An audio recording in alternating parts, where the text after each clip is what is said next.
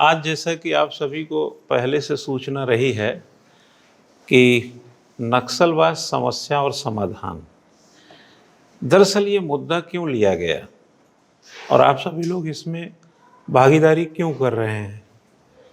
भागीदारी करने के उद्देश्य आपके, एक तो आप भारत के नागरिक हैं और सिविल सर्विसेज की तैयारी करते हैं, तो जिम्मेदारी आपकी दो तरफा बढ़ जाती है। भारत के नागरिक के नाते तो बढ़ती ही है, साथ ही आप चूँकि सिविल सर्विसेज की तैयारी करते हैं तो इसलिए और इजाफा हो जाता है क्योंकि यह आपके कई प्रश्नों के एक उत्तर के तौर पर भी आपसे मांग की जा सकती है, जैसे निबंध के तौर पर और सिविल सर्विसेज के सामान्य अध्ययन में जो समसामयिक टाइप के जो सवाल होते हैं वो, और प्रारंभिक परीक्षा में।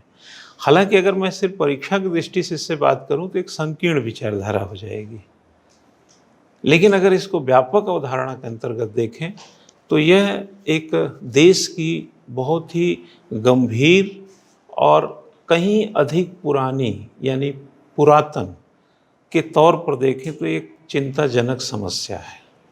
और इस समस्या का समाधान समय समय पर जो भी कोशिशें सरकार की नीतियों के द्वारा या वर्ग विशेष के इस संघर्ष के बीच में रास्ता निकालने के लिए सामाजिक आर्थिक जो समझ थी, जो तय करने का प्रयास हुआ, अगर उसमें वाकई में समाधान पूरी तरह मिला होता तो ऐसी घटनाएं ना होती।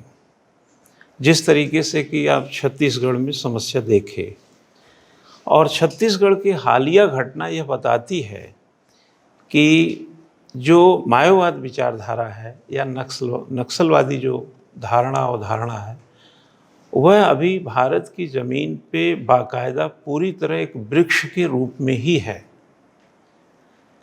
तो आज आप लोगों को जो बात करना है, जैसा कि आपने पढ़ लिख करके आए हैं, और यह बात इसी दायरे में करना है कि क्या समस्या है असल में और क्या इसके समाधान होने चाहिए। आज मैं बोलने के लिए नहीं आया हूँ, मैं तो लिखने पढ़ता, आपने देखे होंगे मेरे आर्टिकल्स आपने पढ़े ही होंगे, मैं तो उस घटना के बाद जो बन पड़ा मेरी तरफ से मैंने लिखा। लेकिन आप क्या सोचते हैं, क्योंकि आप एक नई धारा, नई विचारधारा, उम्र के हिसाब से हमारे आपके बीच में एक अच्छा खासा फासला है, तो आपके विचारों को सुनना जो है आज के इस डिबेट का, और छोटा मोटा स्तर पे कहें तो परिचर्चा का, यानी डिबेट और परिचर्चा का मूल उद्देश्य है। नक्सलिज्म में प्रॉब्लम है, इसकी आइडियोलॉजी समझना बहुत ज़रूरी है। नक्सलवाद क्या है? नक्सलवाद एक प्रकार का उग्रवाद है, यानी एक प्रकार का क्लास कॉन्फ्लिक्ट है, एक वर्ग संघर्ष है। क्योंकि नक्सलवाद क्या है, जब इसको लोकल सपोर्ट मिलने लगता है तो इसको हम अलगाववाद कहते हैं, जब इसमें हिंसा आ जाती है तो इसको हम आतंकवाद भी कहने लगते हैं। फ्रीडम ऑफ स्पीच तो हम सबके पास है, लेकिन हम ये नहीं बोल सकते कि आप बंदूक उठा के किसी को गोली मार दो, ये फ्रीडम ऑफ स्पीच नहीं है। तो सरकार को उन्हीं के अगेंस्ट एक्शन लेना चाहिए जो कि एक तरीके से दंगे को भड़काते हैं, तो उनके खिलाफ ही एक्शन लेना चाहिए। और अगर नहीं लेती है तो हमारे पास जुडिशरी है, हमारे पास पूरा एक कॉन्स्टिट्यूशन ने हमें सब कुछ दिया है, तो खुद हथियार उठाना इज़ नॉट अ सोल्यूशन। इसका इमीडिएट एक्शन क्या हो सकता है कि हम इसको कैसे उसका समाधान निकाल सकते हैं। जैसे एजुकेशन तो बहुत लंबा प्रोसेस होता है, अगर हम छोटा अगर इमीडिएट एक्शन चाहते हैं तो हमें ऐसे वहाँ से कुछ ऐसे लोग इकट्ठे करने चाहिए जो वाकई में उसका मतलब डेवलपमेंट या विकास चाहते हों। ऐसे लोग कमेटी बना के सरकार को उसके साथ वार्तालाप करना चाहिए, ताकि जो उनके मुद्दे हैं और जो सरकार के मुद्दे हैं आपस में मिलजुल के तब जाके उनका विकास हो सके। ऐसे समझिए कि साउथ में द्रविडियंस हैं, इधर नॉर्थ में आर्यंस हैं, लेकिन सबसे पुराने जो भारत के रहने वाले हैं वो ये लोग हैं, आदिवासी। तो इन पे लोगों ने काम करना बंद कर दिया क्योंकि ये सिविलाइज नहीं थे। तो इस चक्कर में ये रेडिकलाइज हो गए।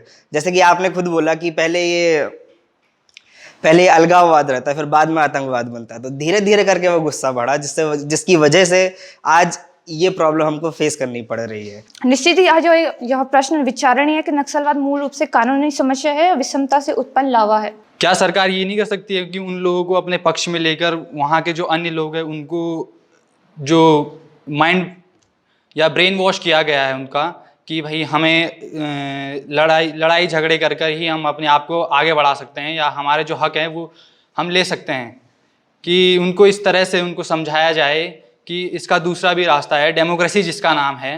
मैनिपुलेट भी करता है ना गलत तरीके से, तभी तो वो उग्रवादी वगैरह बनते हैं, जैसे कि टेररिस्ट वगैरह ऐसी तो बनता है, वो गलत मैनिपुलेट कर देता है। देखिए, तो सबसे पहला तो हमेशा बातचीत होता है कि बातचीत की जाए, लेकिन बातचीत नहीं हो पा रही है। क्यों? क्योंकि नक्सलवाद दो क्षेत्रों में बढ़ चुका है, एक है मजबूर, एक है मजबूत। तो मजबूत वो हैं जो अहिंसा का रुख अपना रहे हैं, और मजबूर वे हैं जो उनकी वजह से मुख्य धारा में नहीं आ पा रहे हैं। वो आना चाहते हैं लेकिन नक्सली उन्हें नहीं आने देना चाहते हैं। Providing education to them is the major challenge or problem. Therefore, talking to the people, talking to the Naxal people and listening to their issues and asking them the probable solution will and making policies according to the problem should be the concern and aim of the government. Infrastructure deficit, lack of social infrastructure, health, education, clean drinking water, lack of production infrastructure, roads, electricity, irrigation, essential agriculture inputs.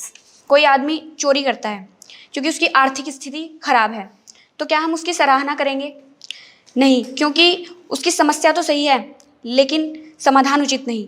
और अगर कोई इसे प्रोत्साहित करे तो ये मोमबत्ती की लौ दिखाकर अंधेरे की ओर धकेलने जैसा है, जिसमें अंधकार का एहसास मोम के समाप्त होने पर होगा।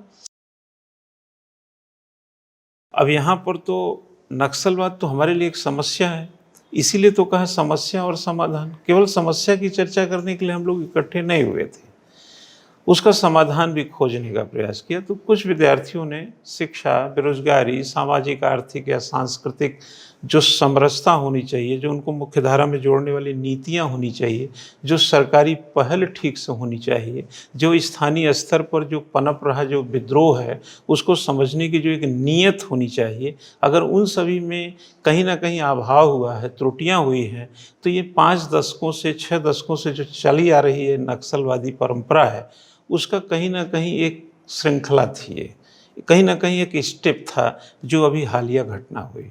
लेकिन ये नहीं होना चाहिए, और ये रोकने की जिम्मेदारी अच्छी तरह आप जानते हैं कि आंतरिक सुरक्षा का मतलब गृह मंत्रालय और बाह्य सुरक्षा का मतलब रक्षा मंत्रालय। तो यह सवाल मंत्रालय और सरकार तक नहीं है, सवाल सामाजिक सरोकार का भी है।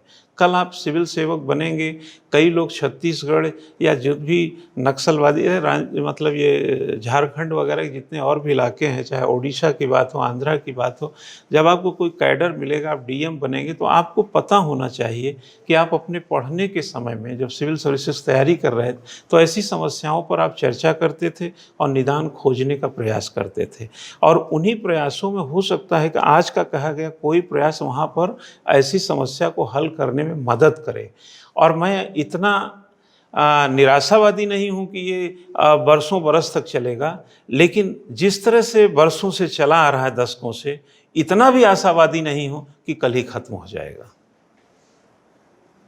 इसके लिए जब तक मनोयोग सरकार का नीतिगत तौर पर उनको मुख्य धारा में जोड़ने का, जिन क्षेत्रों में ये घटनाएं हैं वो विपुल भंडार से भरे हैं, और विपुल भंडार से भरा व्यक्ति अगर लुंगी और कमीज में हथियार उठाता है और उसी जमीन पर खेती बाड़ी करता है, दुकानदारी करता है, रहता है, खाता है, ब्याह शादी सब करता है, लेकिन बावजूद इसके हथियार उठाता है, तो कहीं ना कहीं कुछ मुख्य धारा के सामाजिक जो लोग हैं और जो हमारी सरकार की नीतियां, उपनीतियां हैं, कहीं ना कहीं हो सकता है इसकी कारक हो। ये भी खंगाला जाना चाहिए। साथ ही साथ उनके भी उस वैचारिकी के मूल में जाना चाहिए जहां से नक्सलवाद जन्म लेता है। और नक्सलवाद तो इसलिए बदनाम शब्द हो गया क्योंकि इसमें हिंसा आ गई, वरना तो आप ही लोग बोले कि नक्सलवाड़ी एक जो है गांव का नाम है, तो गांव का नाम तो बदनाम के लिए तो होता नहीं, गांव का नाम तो पहचान के लिए होता है। तो ये नाम एक नाम इतना बदनाम कैसे हो गया? उसके पीछे के कई रहस्य को समझा भी गया है, समझने की भी ज़रूरत है, और इसका अगर कोई बाह्य फोर्स कोई काम कर रहा है उसको भी सरकार को समझना चाहिए, और अगर कोई इनर कोई कहते हैं ना कि ताकत काम कर रही, उसको भी समझ करके एक निदान देना चाहिए। कई लोगों ने कहा कि भाई ठीक है, बेरोजगारी और तमाम चीज़ों से बंदूक थोड़ी उठा लेना चाहिए। बिल्कुल, आइडियोलॉजी अच्छा है, अच्छा आइडियल वर्ड है इसका, लेकिन बंदूक उठाए क्यों? यह भी एक विचारणीय मुद्दा है। तो यह कहीं ना कहीं क्वेश्चन नहीं छूटना चाहिए। बंदूक का समर्थन कतई नहीं किया जा सकता, लेकिन बंदूक उठाने तक की नौबत पैदा भी नहीं करना चाहिए। तो वैचारिकी लड़ाई में, वर्ग संघर्ष की लड़ाई में, धारा मुख्य धारा की लड़ाई में और गरीबी अमीरी के बीच में अगर कोई दूसरी ताकत, तीसरी ताकत घुस करके इसको बृहद रूप दे रही हो, तो मुझे लगता है सामाजिक, सांस्कृतिक, आर्थिक और सरकारी नीतिगत जो है गोलबंदी करके इसको निपटाना चाहिए। और वैसे भी सरकार अपने स्तर पर जो कोशिश कर रही है वो कर ही रही है। इस पर मुझे लगता है कि सामाजिक सरोकार की ज़्यादा आवश्यकता है, क्योंकि सरकार भी हो सकता है वहाँ तक ना पहुँच पा रही हो। अगर वहाँ तक पहुँची होती तो इतनी बड़ी समस्या शायद ना होती, लेकिन सरकार अपने ढंग से पहुँचने का प्रयास कर रही होगी। लेकिन सामाजिक सरोकार अगर मजबूत कर दिए जाएं, जैसे कि मजबूत और मजबूर की भी बात कही जा रही है, कहीं ऐसा तो नहीं कि मजबूत लोग मजबूर को उकसा रहे हैं कि तुम इसमें बने रहो, तुम हिंसा करते रहो, और वो फिर अपने बच्चों को विदेश पढ़ा रहे हो, मज़े ले रहे हो। कहीं ऐसा तो नहीं लोग उनका धंधा इससे चल रहा हो कि कई लोग नक्सलवाद को मतलब नक्सली को गुमराह करके अपना धंधा चमका रहे हो। तो ये सब पर भी पूरी तरह से जिरह हो जाए, पूरी चर्चा में आ जाए, और अगर बिना हथियार के ये समाप्त हो जाए तो इससे बढ़िया बात नहीं होगी। आतंकियों के लिए तो समझ में आता है कि पाक प्रायोजित हैं, लेकिन नक्सलवादियों के लिए क्या कहेंगे? ये तो हमारे ही देश, हमारी ही मिट्टी की पैदाइश है। तो कहीं ना कहीं गलत नीतियों, या कहा जाए धारा मुख्य धारा, या कहीं सामाजिक आर्थिक एक जो दुराग्रह आ गया किसी वजह से, उसका यह वट वृक्ष है। तो धीरे धीरे टहनियाँ काट कर एक दिन जड़ से उखाड़ने की इसकी आवश्यकता है। और वही लोग देश के लिए जो विरोध में काम कर रहे हैं, अगर इस विचारधारा से बाहर निकाला जाए, जो मायावाद विचारधारा जैसे है, तो वही लोग इनकम टैक्स भी देंगे और देश के विकास में योगदान भी देंगे। क्यों? तो आप लोगों ने जो बोला बहुत अच्छा बोला, कम ज़्यादा होता है। मैं तो आपको प्रोत्साहित ही करूँगा, क्योंकि आफ्टर ऑल निरुत्साहित करके मैं क्या हासिल करने जा रहा हूँ? आपने अच्छा बोला या कम अच्छा बोला, मुद्दा ये नहीं है, आपने इस पर कोशिश किया, बड़ी बात ये है। तो कोशिशें ही कामयाब होती हैं और कोशिशें चलती रहनी चाहिए। एक दिन आप सेलेक्ट भी होंगे और एक दिन देश की समस्याएं भी दूर होंगी।